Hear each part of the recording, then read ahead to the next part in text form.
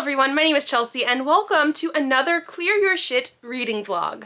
This is week 4, I want to say. Oh my goodness, it is week 4. We are at the end of November. Today is Saturday, November 22nd, and we do have some more prompts.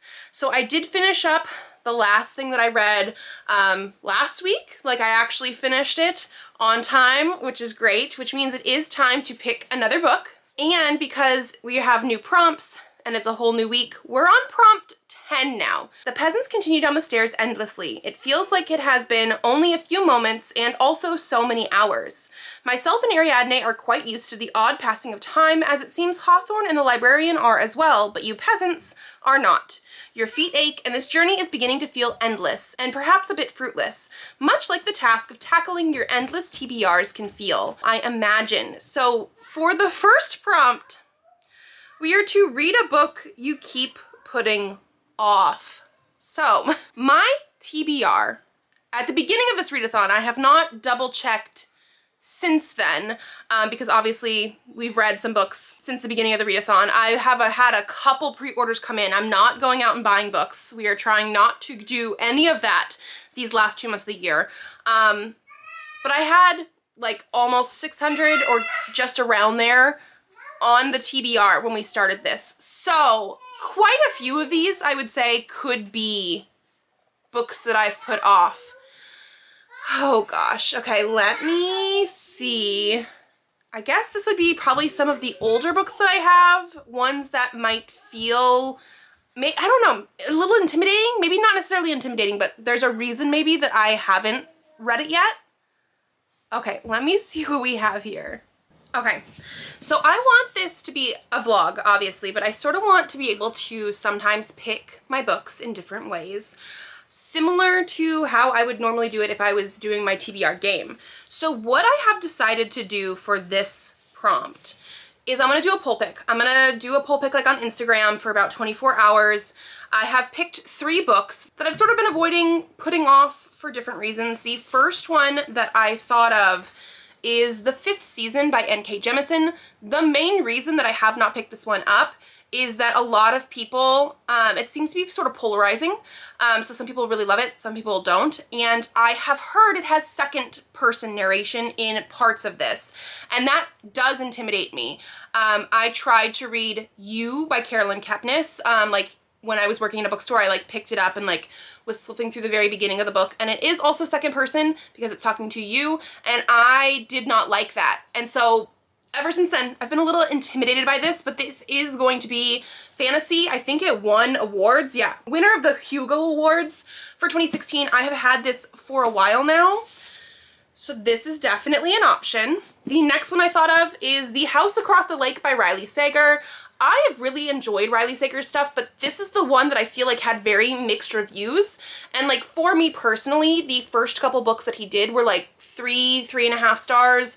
And then I had some other ones that were like absolutely 5 stars, like things that I really enjoyed. But this one again seems to be very polarizing. People did not like this one as much as other ones by him. So I have sort of been putting it off. And now I have other Riley Sagers. They are not connected. I could have read the other ones, but I sort of wanted to read them in order since I have caught up and been reading them. But because I've been putting this off, I have not read the other ones either. So this is also an option. This is going to be more mystery thriller based. And then the last one that I have here is Autoboyography by Christina Lauren. So this one I have owned, I think, since it came out in hardcover. Like this I have had for a while. Came out in 2017. It's been 8 years. And this is one of those like unconscious putting offs. I've had it on a couple different TBRs and I just never picked it up. And I've read other things by Christina Lauren since 2017 that I've really, really enjoyed. So like I should want to read this. Now I'm at the point where I don't read YA as much, especially contemporary YA. And this is like their only YA.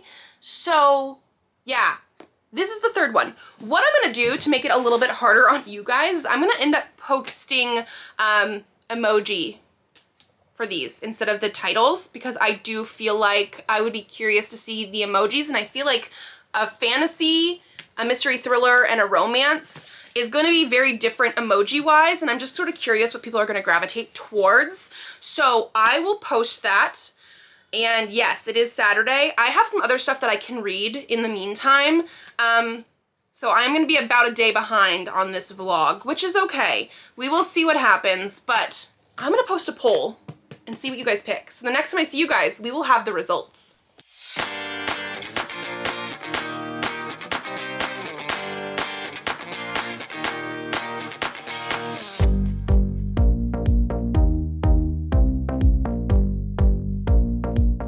Hello everyone, it is actually Monday.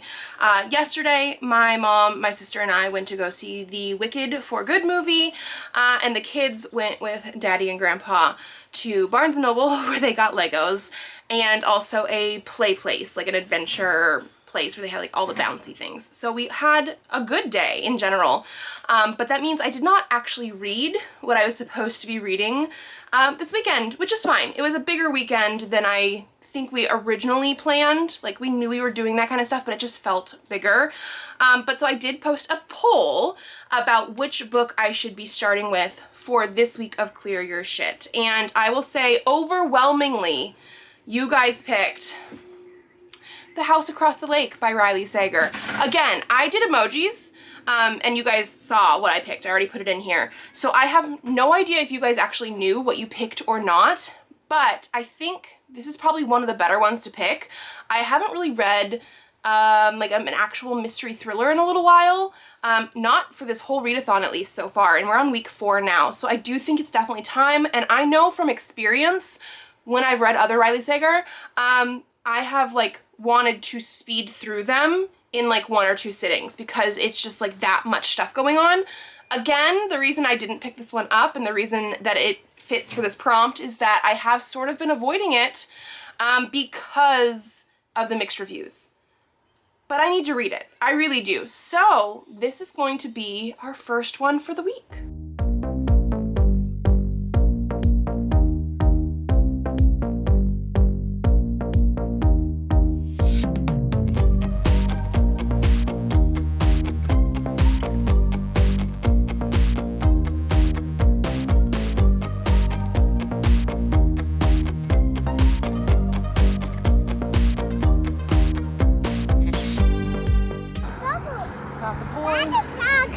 Walking home, and the houses. So another one's being built, and the other one is getting the sidings put on. Okay, so it is Tuesday evening. It's gonna be time for me to cook dinner soon, actually. And today is the first day I read anything this week. At least for this vlog. I did finish stuff for my Wizard of Oz Wicked vlog, which you guys will have seen before this one, obviously. But yes, we got our prompts on Saturday, and it is now Tuesday. So I have been slacking a little bit, but like I came back and told you guys before, we're reading The House Across the Lake by Riley Sager. I read for a little bit less than an hour earlier today, and I got 101 pages in. And so here's like what it looks like right now. We have some parts that are like now, and some parts that are before, which seems to be about a week or so before the now part. And that's why you can see the like black sort of pages in there. Those are like the differentiations in between the different parts that we are reading. And basically we are following a woman named Casey, who is an actress following in her mother's footsteps, who is at this lake house because I believe a year or so ago, maybe a little bit less than a year actually, her husband passed away, and since then basically she's been drinking a lot and going on a bender and things like that, and her mother is like, you need to go somewhere else because people don't want to work with you anymore. There's been things that have happened, so she's sort of stuck there. And across the lake there is a husband and wife, who the wife is like a former model, and Casey saves her from drowning one morning, and they sort of become friends. And now Casey is watching the house through a pair of binoculars, and seeing things that are suspicious and things like that. That's about where we're at right now. I will say the first chapter of this hooked me instantly. It's slowed down a little bit since then, but I'm still very, very intrigued. Like, chapter 1 was like phenomenal. Like, I need to know more, which is good because, like I said, this is a book that I have been putting off and has mixed reviews. Some people seem to like it, some people don't. It's not obviously one of his highest rated. And yeah, it's going by pretty quickly. Like I said, I read like 100 pages in less than an hour. It was like 50-ish minutes potentially. So according to my Bookly app, I have just over 2 hours left, I want to say, which means this is going to fly by for me. I'm definitely planning on reading more before I have to actually cook dinner. I don't know if this is something that I'm going to actually stay up tonight to finish, but I could. I've done that before, and it just depends on how fast it goes by. But like right now, it seems like very quick paced, and I need to know what's going to happen.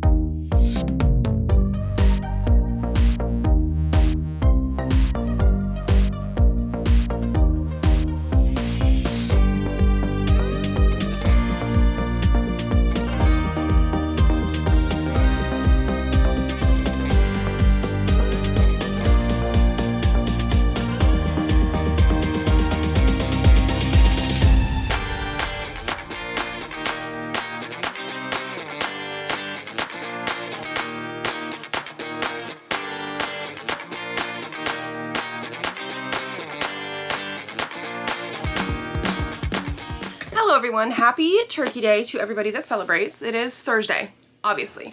I have not talked to you guys in a little bit, mostly because I did not read yesterday, but I did just finish The House Across the Lake by Riley Sager, and I know why this is so polarizing now.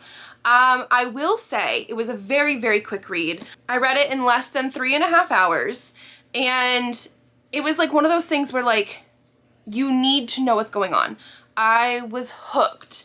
This is a very stereotypical sort of thriller book until it isn't. And I'm not gonna get into spoilers and things unless people want them. Like, you guys can let me know. Maybe I'll put a spoiler section at the bottom if I get to any. But like, something happened in here where all of a sudden it didn't feel like a typical sort of thriller anymore. I will say I'm still gonna give this book a 4-star because I did like a lot of it. I kept waiting for more twists and turns though, because I feel like usually with the books that I've read from Riley Sager, especially like my favorite ones, which were like Lock Every Door and Home Before Dark, we had a lot of twists and turns, and it was like you think it's something and then they reveal something and then it's like, oh, but actually it's also this. Like, we just had a lot of twists and turns, and this did not.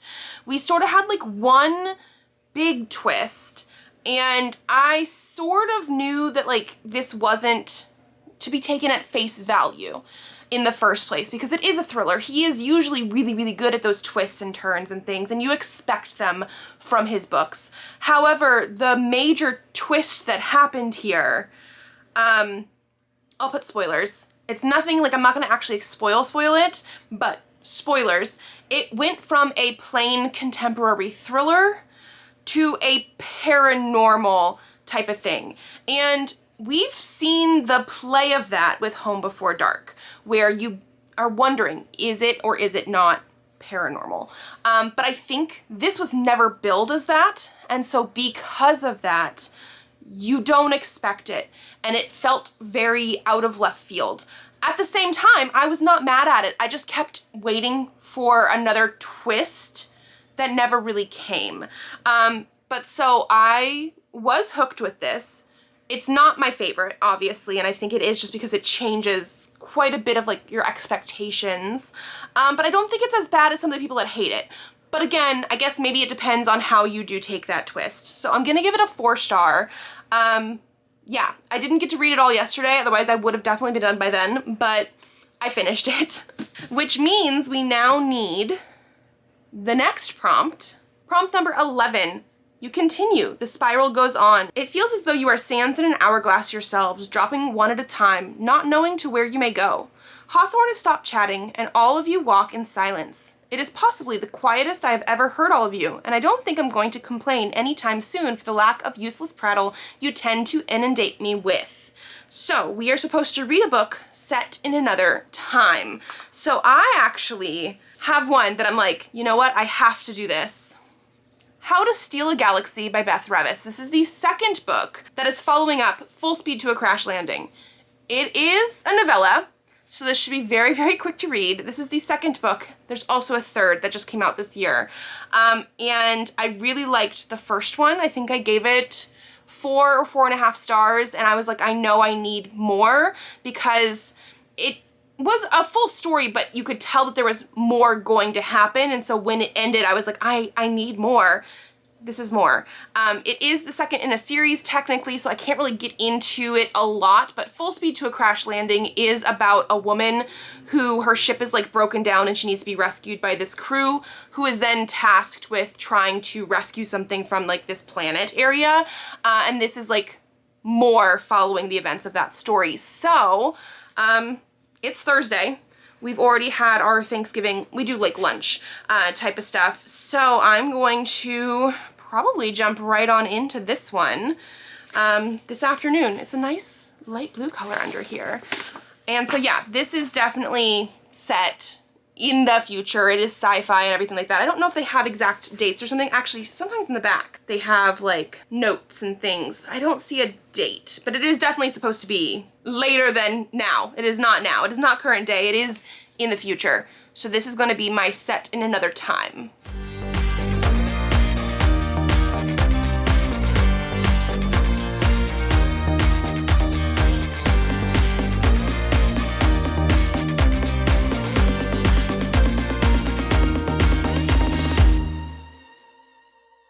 Okay, so as you saw, I went to Barnes & Noble today.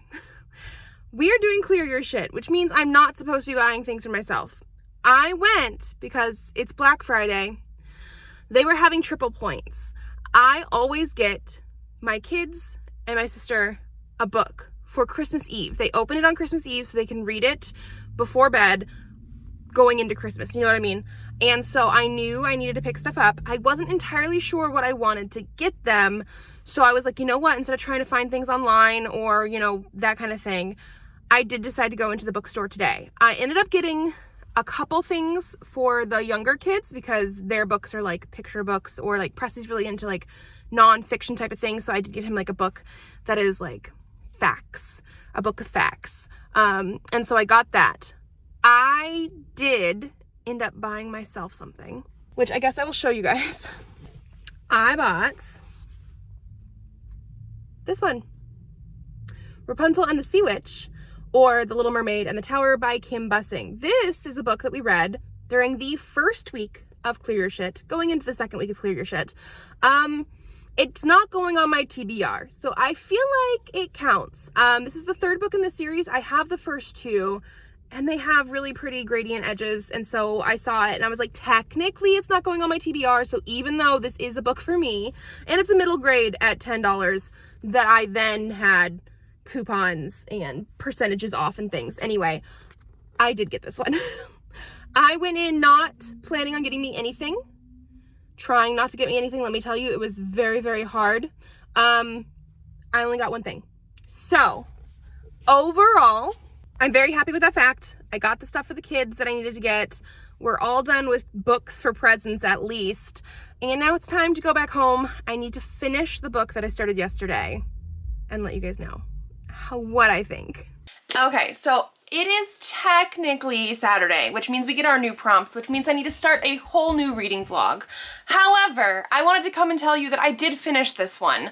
So we're going to finish the vlog now after this one. I'm gonna give this 4 stars. I read the first one earlier this year. I want to say I gave it either 4 or 4.5, and I was very curious to continue because it is like a novella and it stops. Not exactly in the climax, but like you can tell that there's more going on.